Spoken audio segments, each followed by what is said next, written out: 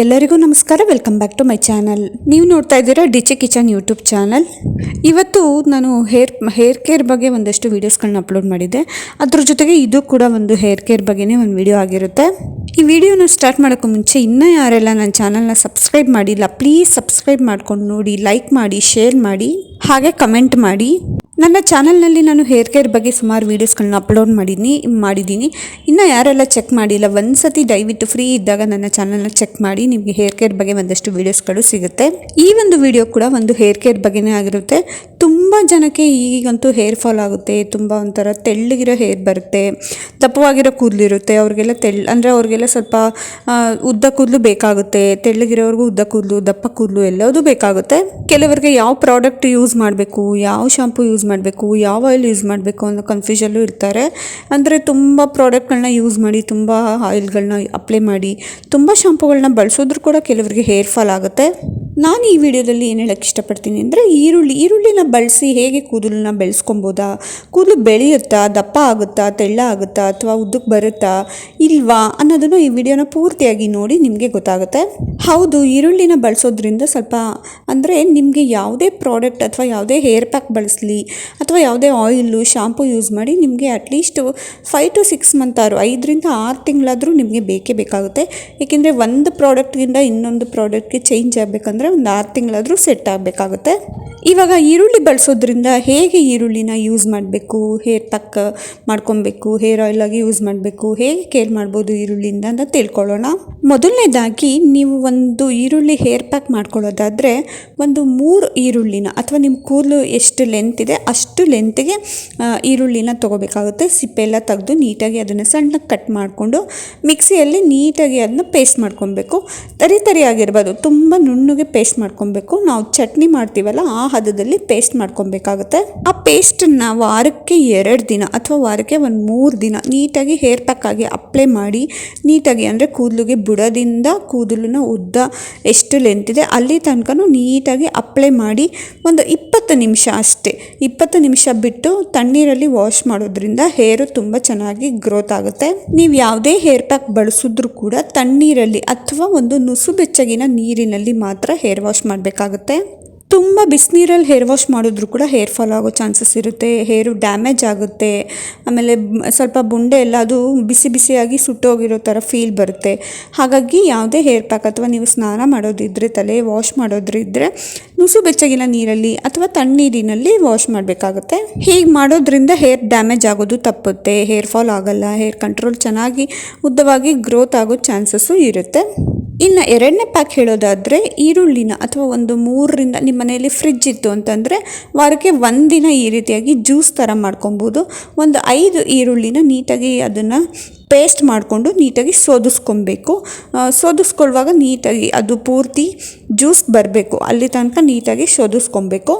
ಆ ನೀರನ್ನು ಇಟ್ಕೊಂಡು ನೀವು ಫ್ರಿಡ್ಜ್ ಇದ್ದರೆ ಫ್ರಿಜ್ಜಲ್ಲಿ ಇಟ್ಕೊಬೋದು, ಇಲ್ಲಾಂತಂದರೆ ದಿನಕ್ಕೆ ಬಳಸ್ಕೊಬೇಕು. ಫ್ರಿಡ್ಜ್ ಇಲ್ಲ ಅಂತಂದರೆ ನೀವು ಯಾವತ್ತು ಹೇರ್ ಪ್ಯಾಕ್ನ ಬಳಸ್ತೀರೋ ಅವತ್ತೊಂದು ದಿನ ಈ ರೀತಿಯಾಗಿ ನೀರನ್ನು ಬಳಸಬೇಕಾಗುತ್ತೆ, ಅವತ್ತೇ ಫ್ರೆಶ್ ಆಗಿ ಮಾಡ್ಕೊಬೇಕಾಗುತ್ತೆ. ಈ ರೀತಿ ನೀರನ್ನು ನೀಟಾಗಿ ನೀವು ಹೇರ್ ವಾಶ್ ಆದಮೇಲೆ ನೀಟಾಗಿ ಹೇರ್ಗೆಲ್ಲ ಅಪ್ಲೈ ಮಾಡಿಬಿಟ್ಟು ಒಂದು 5 ನಿಮಿಷ ಬಿಟ್ಟು ಇನ್ನೊಂದ್ಸತಿ ಹೇರ್ ವಾಶ್ ಮಾಡ್ಕೊಂಡು ಬಂದರೆ ತುಂಬ ಚೆನ್ನಾಗಿ ಹೇರ್ ಗ್ರೋತ್ ಆಗುತ್ತೆ, ದಪ್ಪನೂ ಬರುತ್ತೆ. ಈ ರೀತಿ ವಾರಕ್ಕೆ 1-2 ಸತಿ ಮಾಡೋದ್ರಿಂದ ಒಂದು 3 ಅಥವಾ 4 ತಿಂಗಳಲ್ಲಿ ನೀವು ರಿಸಲ್ಟ್ನ ನೋಡ್ಬೋದು.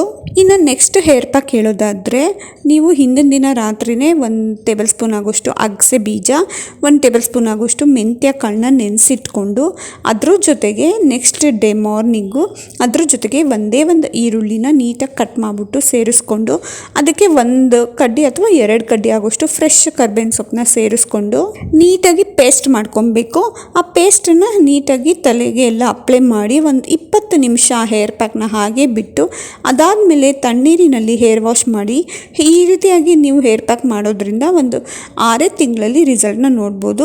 ವಾರಕ್ಕೆ ಒಂದು 3 ಸತಿನಾದರೂ ಈ ರೀತಿಯಾಗಿ ಒಂದು ಪೇಸ್ಟ್ನ ಅಪ್ಲೈ ಮಾಡಿ ತಲೆಗೆ. ಇನ್ನು ನೀವು ಕೇಳ್ಬೋದು, ನೈಟ್ ಅಪ್ಲೈ ಮಾಡಿ ಮಾರ್ನಿಂಗ್ ವಾಶ್ ಮಾಡ್ಬೋದಾ, ಆ ರೀತಿಯಾಗಿ ಹೇರ್ ಪ್ಯಾಕ್ ಇರುತ್ತಾ ಅಂತ ಅಂದ್ಬಿಟ್ಟು. ಹಾಗೂ ಕೂಡ ಮಾಡ್ಬೋದು. ಏನಂತಂದರೆ ನೀವು ರೈಸ್ ವಾಟರ್ ವಿಡಿಯೋನ ನಾನು ಆಲ್ರೆಡಿ ಅಪ್ಲೋಡ್ ಮಾಡಿದ್ದೀನಿ, ಒಂದ್ಸತಿ ಚೆಕ್ ಮಾಡಿ. ಆ ರೀತಿ ರೈಸ್ ವಾಟರ್ನ ನಾವು ಮನೆಯಲ್ಲೇ ತಯಾರಿ ಮಾಡಿಕೊಂಡು ಈರುಳ್ಳಿ ಜ್ಯೂಸ್ನ ಅಂದರೆ ಈರುಳ್ಳಿನ ನೀಟಾಗಿ ಕಟ್ ಮಾಡಿಕೊಂಡು ಪೇಸ್ಟ್ ಮಾಡಿಕೊಂಡು ಅದನ್ನೆಲ್ಲ ನೀಟಾಗಿ ಶೋಧಿಸ್ಕೊಂಡು ಅದರಲ್ಲಿ ನೀರು ಬರುತ್ತಲ್ಲ ಅದನ್ನು ರೈಸ್ ವಾಟರ್ ಜೊತೆಗೆ ಮಿಕ್ಸ್ ಮಾಡಿಕೊಂಡು ಒಂದು ಸ್ಪ್ರೇ ಬಾಟಲ್ಗೆ ಹಾಕೊಬೇಕು. ಅದನ್ನು ವಾರಕ್ಕೆ ಒಂದು 2 ದಿನ ಅದನ್ನು ಆ ಸ್ಪ್ರೇನ ಹೇರ್ಗೆ ನೀಟಾಗಿ ಅಪ್ಲೈ ಮಾಡಿಬಿಟ್ಟು ಮಸಾಜ್ ಮಾಡಬೇಕು. ಒಂದು 5 ನಿಮಿಷನಾದರೂ ಮಸಾಜ್ ಮಾಡಿ ನೀಟಾಗಿ ಮಾಮೂಲಿ ಹೇರ್ನ ನೈಟ್ ಪೂರ್ತಿ ಅದನ್ನು ಅಪ್ಲೈ ಮಾಡಿ ಮಾರ್ನಿಂಗ್ ಬೆಳಗ್ಗೆ ಎದ್ದು ಹೇರ್ ವಾಶ್ ಮಾಡೋದ್ರಿಂದ ಆಗಲೂ ಕೂಡ ಕೂದಲು ಚೆನ್ನಾಗಿ ಸೊಂಪಾಗಿ ದಪ್ಪವಾಗಿ ಉದ್ದವಾಗಿ ಬೆಳೆಯುತ್ತೆ.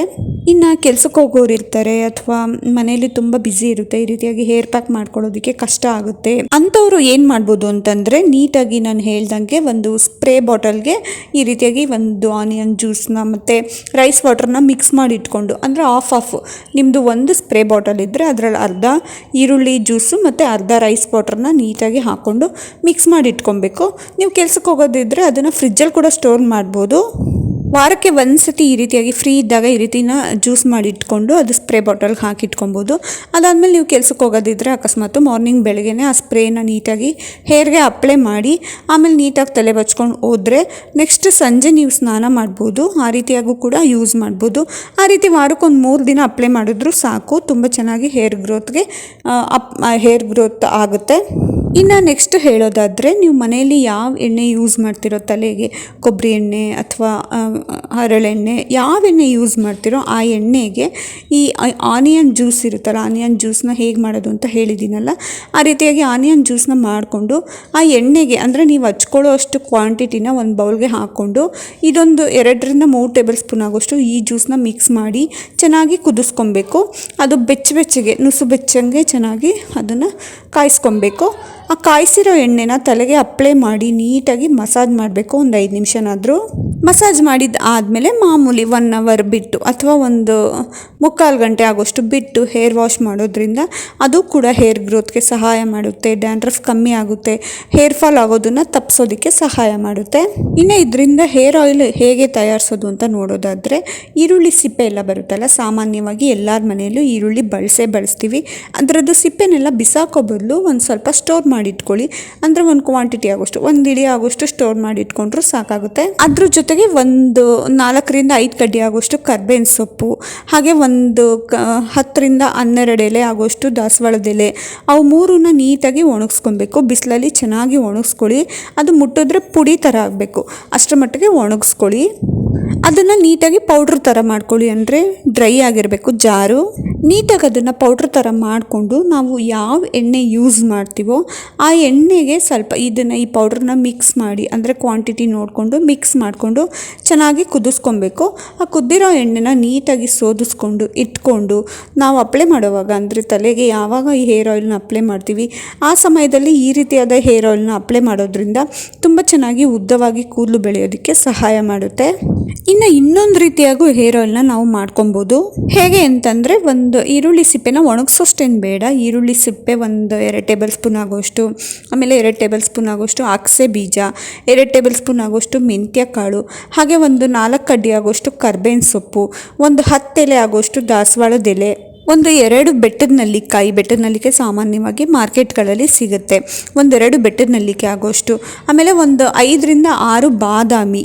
ಇದಿಷ್ಟನ್ನು ನೀಟಾಗಿ, ಬಾದಾಮಿನ ಸ್ವಲ್ಪ ಪುಡಿ ಮಾಡ್ಕೊಳ್ಳಿ, ಅಂದರೆ ಅದು ಜಜ್ಜಿಬಿಟ್ಟು ಪುಡಿ ಥರ ಆಗಿರಬೇಕು, ಆ ರೀತಿಯಾಗಿ ಪುಡಿ ಮಾಡ್ಕೊಳ್ಳಿ. ಇದನ್ನೆಲ್ಲದನ್ನು ನಾವು ಯಾವ ಎಣ್ಣೆ ಬಳಸ್ತೀವಿ ಅನ್ನೋದಕ್ಕಿಂತ ಕೊಬ್ಬರಿ ಎಣ್ಣೆನೇ ಬೆಸ್ಟ್. ಕೊಬ್ಬರಿ ಎಣ್ಣೆಗೆ ಒಂದು 150 ಗ್ರಾಮ್ ಆಗೋಷ್ಟು ಕೊಬ್ಬರಿ ಎಣ್ಣೆಗೆ ಇದೆಲ್ಲದನ್ನು ಮಿಕ್ಸ್ ಮಾಡಿ ಚೆನ್ನಾಗಿ ಕುದಿಸ್ಕೊಳ್ಳಿ. ಅದನ್ನ ಕುದ್ದಿದಾದಮೇಲೆ ಅದು ಕಂಪ್ಲೀಟಾಗಿ ತಣ್ಣ ಆದಮೇಲೆ ಸೋದಿಸಿಟ್ಕೊಂಡು ಆ ಎಣ್ಣೆನೂ ಕೂಡ ತಲೆಗೆ ಅಪ್ಲೈ ಮಾಡ್ಬೋದು. ವಾರದಲ್ಲಿ 3 ದಿನ ಈ ರೀತಿಯಾಗಿ ಎಣ್ಣೆನ ಮಾಡಿಟ್ಕೊಂಡು ಈ ಎಣ್ಣೆನ ಅಪ್ಲೈ ಮಾಡಿ ಆಮೇಲೆ ಹೇರ್ ವಾಶ್ ಮಾಡೋದ್ರಿಂದ ನೀಟಾಗಿ ಮಸಾಜ್ ಮಾಡಬೇಕು. ಮಸಾಜ್ ಮಾಡಿದಾದಮೇಲೆ ಒಂದು 40 ನಿಮಿಷ ಬಿಟ್ಟು ಹೇರ್ ವಾಶ್ ಮಾಡೋದ್ರಿಂದ ಹೇರ್ ಗ್ರೋತ್ ಆಗೋದಕ್ಕೆ ಸಹಾಯ ಮಾಡುತ್ತೆ, ಸ್ವಲ್ಪ ದಪ್ಪ ಆಗೋದಕ್ಕೆ ಸಹಾಯ ಮಾಡುತ್ತೆ, ಹೇರ್ ಫಾಲ್ ಕಂಟ್ರೋಲ್ ಆಗುತ್ತೆ. ಇನ್ನೊಂದು ಹೇರ್ ಪ್ಯಾಕ್ ಹೇಳೋದಾದರೆ, ಒಂದೇ ಒಂದು ಈರುಳ್ಳಿನ ನೀಟಾಗಿ ಕಟ್ ಮಾಡಿಕೊಂಡು ಸಣ್ಣದಾಗಿ ಅದ್ರ ಜೊತೆಗೆ 2 ಟೇಬಲ್ ಸ್ಪೂನ್ ಆಗೋಷ್ಟು ಅಗಸೆ ಬೀಜನ ನೀಟಾಗಿ ಅದನ್ನು ಕೂಡ ಸೇರಿಸ್ಕೊಂಡು ಒಂದು ಪಾತ್ರೆಯಲ್ಲಿ ಒಂದು 4 ಟೇಬಲ್ ಸ್ಪೂನ್ ಆಗೋಷ್ಟು ಅಥವಾ ಒಂದು 2 ಕಪ್ ಆಗೋಷ್ಟು ನೀರನ್ನ ಹಾಕಿ ಚೆನ್ನಾಗಿ ಕುದಿಸ್ಕೊಬೇಕು. ಅದು ಜಲ್ ಥರ ಕನ್ವರ್ಟ್ ಆಗುತ್ತೆ. ಆ ಜೆಲ್ನ ನೀಟಾಗಿ ಸೋದಿಸ್ಕೊಂಡ್ಬಿಡ್ಬೇಕು.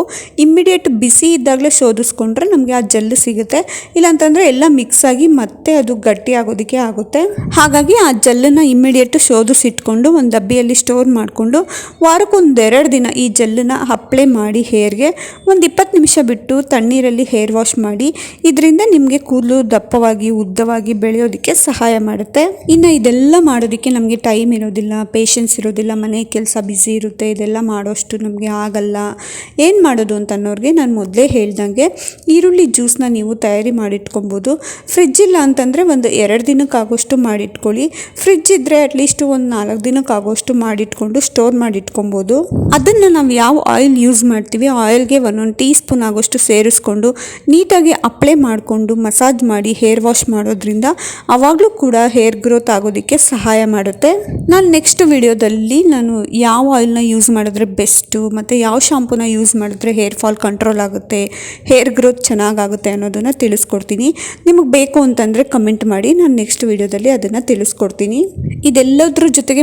ಇದೆಲ್ಲದೂ hair pack hair oil use ಮಾಡೋದ್ರ ಜೊತೆಗೆ ಚೆನ್ನಾಗಿ ಊಟ ಮಾಡಬೇಕು, ಚೆನ್ನಾಗಿ ನೀರು ಕುಡಿಬೇಕು. ಇದರಿಂದನೂ ಕೂಡ ನಾವು ಒಳಗಡೆ ದೇಹದಲ್ಲಿ ಎಷ್ಟು ಆರೋಗ್ಯವಾಗಿರ್ತೀವೋ ಅಷ್ಟು ಹೊರಗಡೆ ಕೂದಲು ಚೆನ್ನಾಗಿ ಬೆಳೆಯುತ್ತೆ.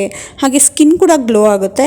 ಜೊತೆಗೆ ಸೊಪ್ಪುಗಳನ್ನ ಚೆನ್ನಾಗಿ ತಿನ್ನಬೇಕು. ಅಂದರೆ ಪಾಲಕ್ ಸೊಪ್ಪು, ಸಬ್ಸಿಗೆ ಸೊಪ್ಪು, ಮೆಂತ್ಯ ಸೊಪ್ಪು ಇದೆಲ್ಲದನ್ನು ಚೆನ್ನಾಗಿ ತಿಂದರೆ ಬೀಟ್ರೋಟು, ಕ್ಯಾರೆಟು ಇವೆಲ್ಲದನ್ನು ಚೆನ್ನಾಗಿ ತಿಂತಾ ಬಂದರೆ ಅದೇ ಸಾಕು. ಅದರಲ್ಲಿರೋ ಪ್ರೋಟೀನಿಂದನೇ ಹೇರ್ ಗ್ರೋತು ಚೆನ್ನಾಗಿ ಬರುತ್ತೆ. ಅದ್ರ ಜೊತೆಗೆ ಹಣ್ಣುಗಳು ಚೆನ್ನಾಗಿ ತಿನ್ನಬೇಕಾಗುತ್ತೆ. ಮತ್ತು ಡ್ರೈ ಫ್ರೂಟ್ಸು, ಬಾದಾಮಿ ಆಗಿರ್ಬೋದು, ಗೋಡಂಬಿ, ದ್ರಾಕ್ಷಿ ಇದೆಲ್ಲದನ್ನು ಚೆನ್ನಾಗಿ ತಿಂತಾ ಬಂದರೆ ಒಳಗಡೆಯಿಂದ ನಾವು ಎಷ್ಟು ಸ್ಟ್ರಾಂಗ್ ಆಗಿರ್ತೀವೋ ಹೊರಗಡೆ ಕೂಡ ಹೇರ್ ಗ್ರೋತು ಚೆನ್ನಾಗಿ ಅಷ್ಟೇ ಸ್ಟ್ರಾಂಗಾಗಿ ಬೆಳೆಯುತ್ತೆ. ಜೊತೆಗೆ ಸ್ಕಿನ್ ಕೂಡ ಗ್ಲೋ ಆಗುತ್ತೆ. ಸ್ಕಿನ್ ಕೇರ್ ಕೂಡ ಅದೇ ರೀತಿಯಾಗಿ ಗ್ಲೋ ಮಾಡ್ಕೊಬೋದು. ಇದ್ರ ಜೊತೆಗೆ ಇನ್ನೊಂದು ಹೇಳೋದಾದರೆ ನಾನು ಹೇಳಿದ್ದೇ ಸರಿ, ನಾನು ಮಾಡಿದ್ದೇ ಸರಿ, ನಾನು ಹೇಳಿದಂಗೆ ನೀವು ಮಾಡಲೇಬೇಕು ಅಂತ ಯಾವುದೇ ಕಂಡೀಷನ್ ಇಲ್ಲ. ನೀವು ಫಸ್ಟು ಪ್ಯಾಚ್ ವರ್ಕ್ ಮಾಡ್ಕೊಳ್ಳಿ, 1-2-3 ಸತಿ ಟ್ರೈ ಮಾಡಿ. ನಿಮ್ಗೇನಾದರೂ ಎಫೆಕ್ಟ್ ಅಂದರೆ ರಿಸಲ್ಟ್ ಸಿಕ್ಕಿದ್ರೆ ಅದನ್ನೇ ಕಂಟಿನ್ಯೂ ಮಾಡ್ತಾ ಹೋಗಿ. ಅದ್ರ ಜೊತೆಗೆ ಕೆಲವೊಂದಷ್ಟು ವೀಡಿಯೋಸ್ಗಳು ಬಂದಿರುತ್ತೆ, ಕೆಲವೊಂದಷ್ಟು ಗೂಗಲ್ ಸರ್ಚ್ ಮಾಡಿದಾಗ ನೋಡಿದಾಗ ಈ ಪ್ರಾಡಕ್ಟು ಆ ಪ್ರಾಡಕ್ಟು ಯೂಸ್ ಮಾಡಬೇಕು ಅಂತ ಅನಿಸ್ತಾ ಇರುತ್ತೆ. ನಾನು ಹೇಳೋದಿಷ್ಟೇ, ಎಲ್ಲ ಪ್ರಾಡಕ್ಟ್ನ ಯೂಸ್ ಮಾಡೋಕ್ಕಿಂತ ಒಂದು ಪ್ರಾಡಕ್ಟ್ ಸ್ಟಿಕ್ ಆನ್ ಆಗಿ ಅದರಲ್ಲೇ ನೀವು ಚೆನ್ನಾಗಿ ಅಂದರೆ ಈ ಪ್ರಾಡಕ್ಟ್ ಯೂಸ್ ಮಾಡಿದ್ರೆ ನಮಗೆ ರಿಸಲ್ಟ್ ಸಿಗುತ್ತಪ್ಪ, ಇದೊಂದೇ ಸಾಕು ಅಂತ ಅನಿಸಿದ್ರೆ ಅದೊಂದನ್ನೇ ಕಂಟಿನ್ಯೂ ಮಾಡಿ. ಸುಮ್ಮನೆ ಎಲ್ಲದನ್ನು ಯೂಸ್ ಮಾಡಿ ಹೇರ್ ಫಾಲ್ ಮಾಡ್ಕೊಳ್ಳೋದಕ್ಕಿಂತ ಒಂದನ್ನೇ ಕಂಟಿನ್ಯೂ ಮಾಡಿದ್ರೆ ಯಾವುದೇ ಪ್ರಾಡಕ್ಟ್ ಯೂಸ್ ಮಾಡಲಿ, ಯಾವುದೇ ಹೇರ್ ಪ್ಯಾಕ್ ಯೂಸ್ ಮಾಡಿದ್ಲಿ ಒಂದೇ ದಿನದಲ್ಲಿ ಅಥವಾ ಓವರ್ ನೈಟಲ್ಲಿ ರಿಸಲ್ಟ್ ಸಿಗೋದು ತುಂಬ ಸುಲಭ ಅಲ್ಲ. ಅಟ್ಲೀಸ್ಟ್ ಒಂದು 3 ತಿಂಗಳನ್ನಾದರೂ ವೆಯ್ಟ್ ಮಾಡಬೇಕು. ನಾವು ಒಂದು ಪ್ರಾಡಕ್ಟ್ ಯೂಸ್ ಮಾಡ್ತಿದ್ದೀವಿ ಅಂತಂದರೆ ಒಂದು 3 ತಿಂಗಳು ವೆಯ್ಟ್ ಮಾಡಿದ್ರೆ ಆ ರಿಸಲ್ಟ್ ಗೊತ್ತಾಗುತ್ತೆ. ಅದನ್ನು ಬಿಟ್ಟು ನಾವು ಒಂದೇ ದಿನದಲ್ಲಿ ಸಿಗಲಿಲ್ಲಪ್ಪ, ಇದರಲ್ಲಿ ಏನು ಯೂಸ್ ಆಗಲಿಲ್ಲ, ನೆಕ್ಸ್ಟ್ ಯೂಸ್ ಮಾಡೋಣ ಅಂತ ಮಾಡ್ತಾ ಹೋದರೆ ಸುಮ್ಮನೆ ನಮ್ಮದೇ ಹೇರ್ ಫಾಲ್ ಡ್ಯಾಮೇಜ್ ಆಗೋದು, ಹೇರ್ ಫಾಲ್ ಆಗುತ್ತೆ, ಹೇರ್ ಗ್ರೋತ್ ಆಗಲ್ಲ. ಈ ರೀತಿಯಾಗಿ ಸುಮ್ಮನೆ ನಮಗೆ ಡಿಸಪಾಯಿಂಟ್ ಆಗುತ್ತೆ. ಹಾಗಾಗಿ ಒಂದನ್ನೇ ಯೂಸ್ ಮಾಡಿ, ನಿಮ್ಗೆ ಯಾವ್ದು ಇಷ್ಟ ಆಗುತ್ತೋ ಅದನ್ನೇ ಯೂಸ್ ಮಾಡಿ. ಅದರಲ್ಲಿ ನಿಮಗೆ ರಿಸಲ್ಟ್ ಸಿಕ್ಕಿದ್ರೆ ಅದನ್ನೇ ಲೈಫ್ ಲಾಂಗ್ ಕಂಟಿನ್ಯೂ ಮಾಡಿ. ಹಾಗೆ ಅವಾಗ ಒಂದು 2 ತಿಂಗಳಿಗೆ ಒಂದ್ಸತಿ, 3 ತಿಂಗಳಿಗೆ ಒಂದ್ಸತಿ ಹೇರ್ನ ಟ್ರಿಮ್ ಮಾಡ್ತಾ ಬನ್ನಿ. ಅದಾಗದೇ ಚೆನ್ನಾಗಿ ಗ್ರೋತ್ ಆಗುತ್ತೆ. ನೆಕ್ಸ್ಟ್ ವಿಡಿಯೋದಲ್ಲಿ ನಾನು ಹೇರ್ನ ಹೇಗೆ ಕೇರ್ ಮಾಡಬೇಕು, ಯಾವ ಶಾಂಪು ಬಳಸಿದ್ರೆ ಬೆಸ್ಟು, ಯಾವ ಆಯಿಲ್ನ ಯೂಸ್ ಮಾಡ್ಬೋದು, ಮತ್ತು ಹೇರ್ ಕೇರ್ ಹೇಗೆ ಮಾಡಬೇಕು, ನೈಟ್ ಹೇರ್ ಕೇರ್ ಹೇಗೆ ಮಾಡಬೇಕು, ಹೊರಗಡೆ ಬಿಸಿಲಿದ್ದಾಗ ವೆದರ್ಗೆ ತಕ್ಕಂತೆ ಹೇರ್ನ ಹೇಗೆ ನೀಟಾಗಿ ಮೇಂಟೈನ್ ಮಾಡಬೇಕು ಅನ್ನೋದ್ರ ಬಗ್ಗೆ ವೀಡಿಯೋಸ್ನ ಮಾಡ್ತೀನಿ. ಇನ್ನು ನೆಕ್ಸ್ಟ್ ನಿಮಗೆ ಯಾವ್ಯಾವ ಥರ ವೀಡಿಯೋಸ್ನ ಬೇಕು ಅಂತ ಅಂದ್ಬಿಟ್ಟು ನನಗೆ ಕಮೆಂಟ್ ಮಾಡಿ, ನಾನು ಅದರ ರಿಲೇಟೆಡ್ ನಾನು ಮಾಡಿ ವೀಡಿಯೋಸ್ನ ಅಪ್ಲೋಡ್ ಮಾಡ್ತೀನಿ, ನಿಮ್ಮ ಜೊತೆ ಶೇರ್ ಮಾಡ್ತೀನಿ. ಈ ವಿಡಿಯೋನ ಪೂರ್ತಿಯಾಗಿ ನೋಡಿ ನಿಮ್ಗೆ ಏನು ಅನ್ನಿಸ್ತು ಅಂತ ಕಮೆಂಟ್ ಮಾಡಿ. ನೀವು ಮನೆಯಲ್ಲಿ ಯಾವ್ಯಾವ ರೀತಿ ಹೇರ್ ಪ್ಯಾಕ್ನ ಬಳಸ್ತೀರಿ, ಯಾವ ಆಯಿಲ್ನ ಯೂಸ್ ಮಾಡ್ತೀರಿ, ಯಾವ ಶಾಂಪೂನ ಯೂಸ್ ಮಾಡ್ತೀರಿ ಅಂತ ನನಗೆ ಕಮೆಂಟ್ ಮಾಡಿ. ನಾನು ಅದರ ರಿಲೇಟೆಡ್ ವೀಡಿಯೋಸ್ನ ನಾನು ಕೂಡ ಶೇರ್ ಮಾಡ್ತೀನಿ, ನಾನು ಅಪ್ಲೈ ಮಾಡ್ತೀನಿ. ನನಗೂ ರಿಸಲ್ಟ್ ಸಿಕ್ಕಿದ್ರೆ ಅದರ ರಿಲೇಟೆಡ್ ವೀಡಿಯೋಸ್ನ ನಾನು ಶೇರ್ ಮಾಡ್ತೀನಿ. ನೆಕ್ಸ್ಟ್ ವೀಡಿಯೋಸ್ಗಳಲ್ಲಿ ನಾನು ನೀಟಾಗಿ ಎಲ್ಲದನ್ನು ಹೇರ್ ಕೇರ್ ಹೇಗೆ ಮಾಡಬೇಕು, ನೈಟ್ ಹೇರ್ ಕೇರ್ ಮಾಡಬೇಕು, ಹೇಗೆ ನಾವು ಬ್ರೈಡ್ ಮಾಡಬೇಕು, ಹೇಗೆ ಹೇರ್ ಕೇರ್ ಮಾಡಿದ್ರೆ ತುಂಬ ಚೆನ್ನಾಗಿ ಗ್ರೋತ್ ಆಗುತ್ತೆ ಅನ್ನೋದ್ರ ಬಗ್ಗೆ ವೀಡಿಯೋಸ್ನ ಶೇರ್ ಮಾಡ್ತೀನಿ ನಿಮ್ಮ ಜೊತೆ. ಈ ವಿಡಿಯೋನ ಪೂರ್ತಿಯಾಗಿ ನೋಡಿ. ಇನ್ ಕೇಸ್ ಏನಾದರೂ ನಿಮ್ಗೆ ಇಷ್ಟ ಆಗಿದ್ರೆ ಪ್ಲೀಸ್ ಒಂದು ಲೈಕ್ ಮಾಡಿ, ಶೇರ್ ಮಾಡಿ, ನಿಮ್ಮ ಫ್ರೆಂಡ್ಸ್ ಆ್ಯಂಡ್ ಫ್ಯಾಮಿಲೀಸ್ಗೆಲ್ಲ ಶೇರ್ ಮಾಡಿ. ಹಾಗೆ ಹೇಗೆ ಅನ್ನಿಸ್ತು ಅಂತ ಕಮೆಂಟ್ ಮಾಡಿ. ಹೊಸದಾಗಿ ನನ್ನ ಚಾನಲ್ನ ನೋಡ್ತಾ ಇದ್ದರೆ ಪ್ಲೀಸ್ ಸಬ್ಸ್ಕ್ರೈಬ್ ಮಾಡ್ಕೊಂಡು ನೋಡ್ತಾ ಇರಿ. ಹಾಗೆ ಪಕ್ಕದಲ್ಲಿರೋ ಬೆಲ್ ಐಕಾನ್ನ ಕ್ಲಿಕ್ ಮಾಡಿ. ಇದರಿಂದ ನಾನು ಮಾಡೋ ಹೊಸ ವೀಡಿಯೋಸ್ ನೋಟಿಫಿಕೇಶನ್ ಫಸ್ಟ್ ನಿಮಗೆ ಬರುತ್ತೆ, ನೀವೇ ನೋಡ್ಬೋದು. ಇನ್ನಷ್ಟು ನನಗೆ ಸಪೋರ್ಟ್ ಮಾಡ್ತಾ ಇರಿ. ನೀವು ಸಪೋರ್ಟ್ ಮಾಡೋದ್ರಿಂದ ನಮಗೆ ಹೆಚ್ಚು ವೀಡಿಯೋಸ್ಗಳನ್ನ ಅಪ್ಲೋಡ್ ಮಾಡೋದಕ್ಕೆ ನಮಗೂ ಕೂಡ ಖುಷಿ ಆಗುತ್ತೆ, ನಮಗೂ ಕೂಡ ಸ್ಫೂರ್ತಿ ಆಗುತ್ತೆ. ಇದ್ರ ಜೊತೆಗೆ ಇನ್ನೊಂದು ವಿಷಯ ಏನು ಅಂತಂದರೆ, ನಾನು ಸದ್ಯದಲ್ಲೇ ನಿಮ್ಮ ಜೊತೆಗೆ ಇನ್ನೊಂದು ವಿಷಯನ ಶೇರ್ ಮಾಡ್ತೀನಿ. ಅದು ಸೀಕ್ರೆಟಾಗಿ ಇಟ್ಟಿದ್ದೀನಿ. ಆ ಸೀಕ್ರೆಟ್ನ ಸದ್ಯದಲ್ಲೇ ನಿಮ್ಮ ಜೊತೆ ನಾನು ಶೇರ್ ಮಾಡ್ತೀನಿ. ಹೀಗೆ ನನ್ನ ಚಾನಲ್ಗೆ ಸಪೋರ್ಟ್ ಮಾಡ್ತಾ ಇರಿ. ನಿಮ್ಮೆಲ್ಲರ ಸಪೋರ್ಟಿಂದ ತುಂಬ ಚೆನ್ನಾಗಿ ಸಪೋರ್ಟ್ ಮಾಡ್ತಿದ್ದೀರಾ. ಎಲ್ಲರಿಗೂ ಕೂಡ ತುಂಬ ಥ್ಯಾಂಕ್ಸ್. ಹೀಗೆ ನನಗೆ ಸಪೋರ್ಟ್ ಮಾಡ್ತಾ ಇರಿ. ಹೆಚ್ಚು ಹೆಚ್ಚು ವೀಡಿಯೋಸ್ಗಳಿಗಾಗಿ ನನ್ನ ಚಾನಲ್ನ ನೋಡ್ತಾ ಇರಿ. ಹಾಗೆ ಸಬ್ಸ್ಕ್ರೈಬ್ ಮಾಡ್ಕೊಂಡು ನೋಡ್ತಾ ಇದ್ರೆ ಹೆಚ್ಚೆಚ್ಚು ವೀಡಿಯೋಸ್ಗಳನ್ನ ನೋಡ್ತಾ ಇರ್ಬೋದು. Thank you for watching. ಮುಂದಿನ ವಿಡಿಯೋದಲ್ಲಿ ಸಿಗ್ತೀನಿ.